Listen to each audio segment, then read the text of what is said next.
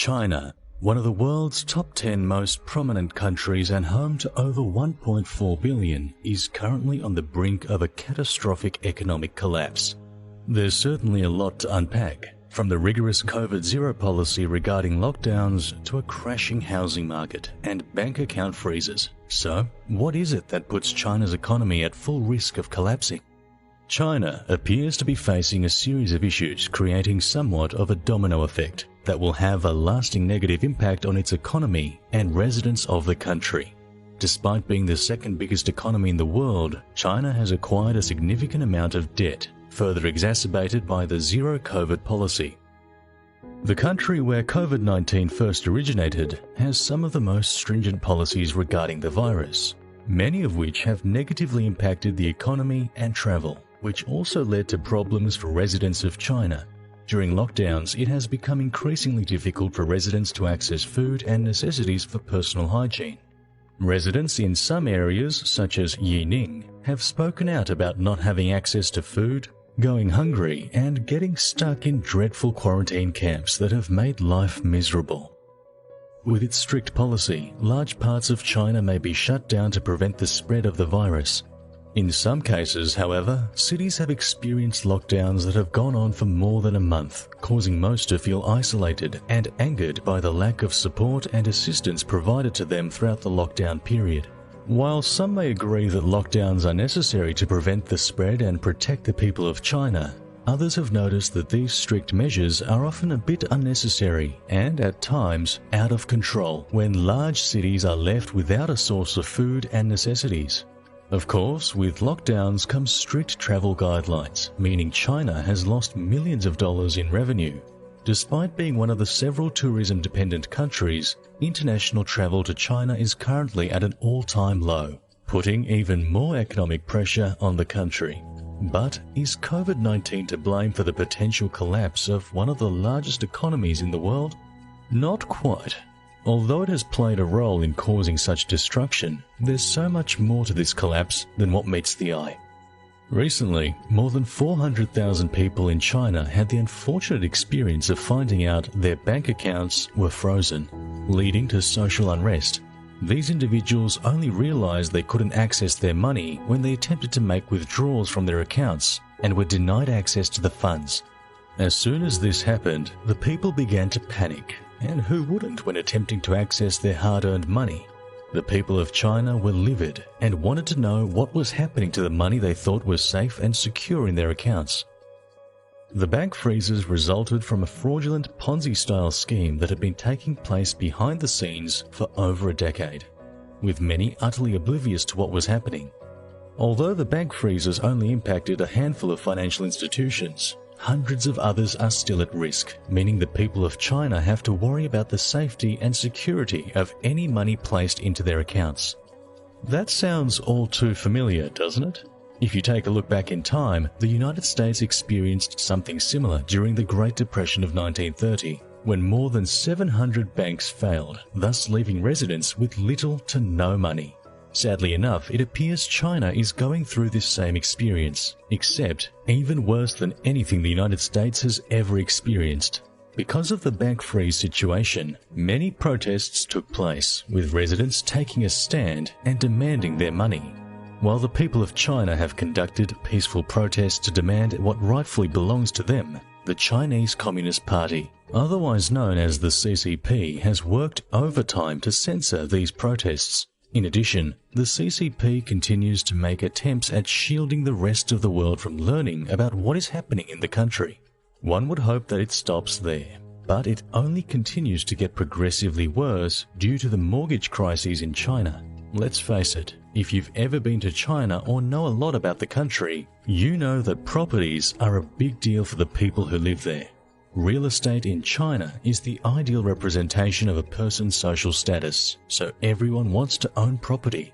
It's one of the many reasons real estate prices have increased over the past several decades, making it more challenging for the average resident to afford the cost of property in the country. It's quite similar to what happened in 2008, when people invested in real estate before the construction phase even started, with hopes of potentially using the extra properties to earn passive income. Many people were investing funds into the real estate market with hopes of building generational wealth. In fact, the country stores a whopping 70% of its wealth in real estate alone. But when the real estate market collapsed, so did the investment opportunities for the people of China, causing everything to fall apart at the seams. The Evergrande crisis is a prime example of the current financial crisis happening throughout the country. As a property developer with more debt than any other across the globe, the organization is struggling to pay what it owes. It has become increasingly challenging for it to cover the debt when Chinese residents have stopped paying their mortgages. Evergrande is currently working on restructuring a payment plan to help with the debt. Even so, this entire situation only contributes to the property crisis throughout the country, causing the sector's value to drop. In the past, people were okay with investing in properties before contractors began building them, but many are no longer accepting this and have refused to make mortgage payments. Problems within the real estate market have existed for several decades but have quickly become exacerbated by China's strict COVID policies. Now, the people of China are taking action, joining in on protests as victims of rotten tail buildings, otherwise known as unfinished projects. Thousands of people gathered together in Xi'an, China, to surround the Shanxi Banking and Insurance Regulatory Commission to protest illegal lending while refusing to pay their mortgages due to unfair and unethical practices. While the people of China need to take this stand, withholding mortgage payments can contribute to the economy's collapse because of China's tremendous debt.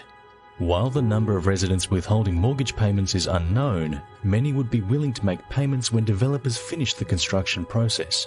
Until then, they don't feel comfortable putting money into something that simply doesn't exist or isn't ready for them to use. Of course, these protests didn't sit well with the CCP and resulted in them ordering police to use violence against anyone protesting, including the elderly and disabled. In reality, the CCP is afraid of losing its reign over the people of China as they stand up for themselves and refuse to essentially be bullied into paying a mortgage on an unfinished or non-existing home. The Chinese Communist Party believes that these protests are political in nature and have nothing to do with a banking crisis. However, the numbers portray a different, much more explicit story. For example, according to CNBC, property sales in China are set to drop by a staggering 30%, even worse than the financial crisis that occurred in 2008. During that period, sales dropped by 20%, which was enough to cause massive economic disruption. Many believe that the situation in China is much worse than the economic collapse that occurred in the United States in 2008. The financial crisis that occurred in 2007 and 2008 created a tremendous strain on the American people since the Great Depression of 1930, and was caused by a combination of problems that led to a domino effect, including lack of financial regulation, risky investments, excessive borrowing, and predatory lending, to name a few. China faces a similar situation, magnified by additional economic issues, including its rigid COVID-19 policies and massive debt.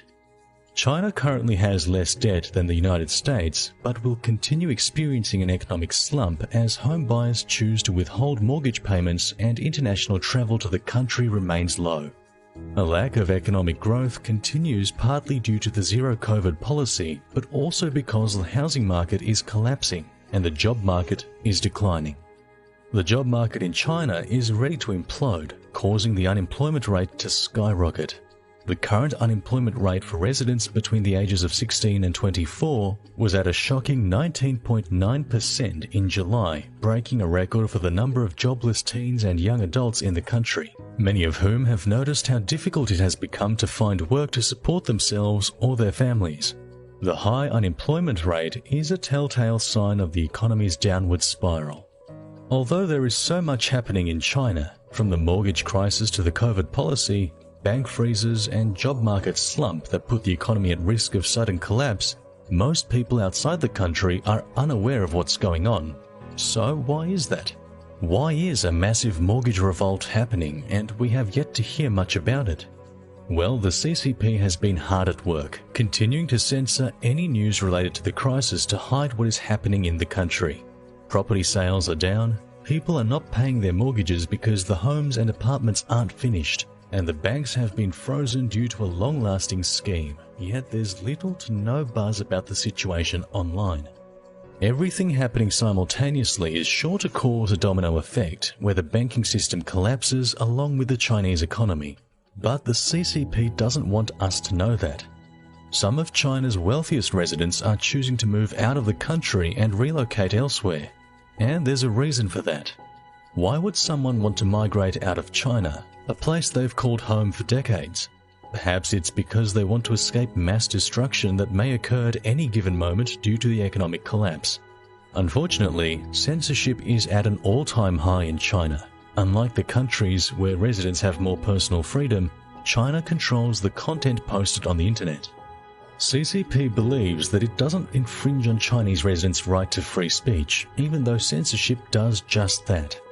Because the government has such control over what gets posted online, it's often much more challenging for the average person from any other country to find information about the economic crisis and what's going on amongst the people of China, many of whom are tired of the CCP and its tactics.